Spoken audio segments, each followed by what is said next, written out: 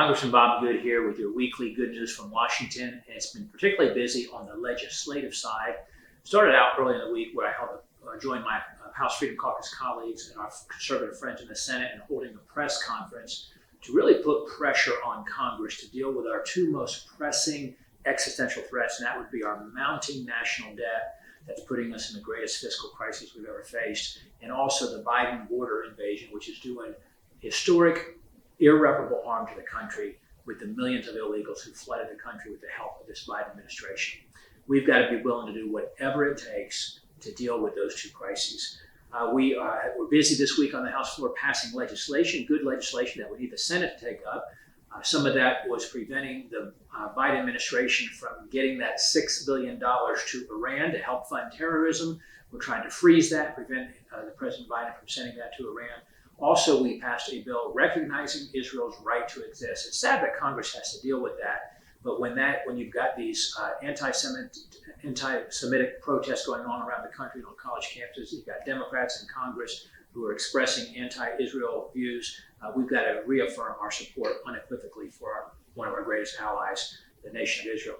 Also, we had a budget hearing this week that was addressing the need to deal again with our national debt that's at historic levels, $200 billion deficit on a monthly basis, $2.5 trillion deficit this year, and we're approaching $34 trillion in debt. And this particular hearing was talking about having a debt commission, a bipartisan debt commission that would deal with mandatory spending, which is about 70% of our budget. I also chaired another health subcommittee hearing, which is the Health, Employment, Labor, and Pension Subcommittee, and it was about right to work.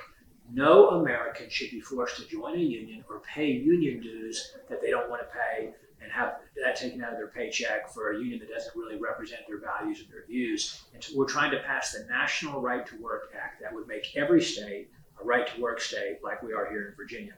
Finally, my conservative colleagues in the House Freedom Caucus and I are working hard over these next remaining few weeks of this year to hold the line and fight to make sure that we fund the aid to Israel. We don't allow the Senate and the White House to package that together with other tens of billions of dollars that has nothing to do with Israel, and that it's paid for with the cuts to the IRS that we've already passed out of the House.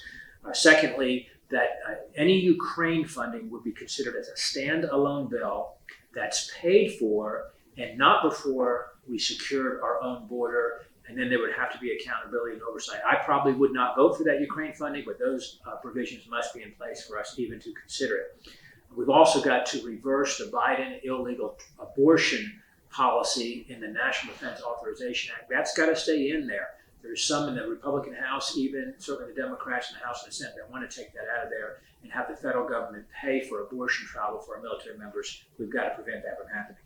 We've got to reform FISA, their surveillance of American citizens. We cannot extend or reauthorize that without significant reforms that protect Americans from the abusive practices of this Department of Justice, this FBI, that's been weaponized against our citizens.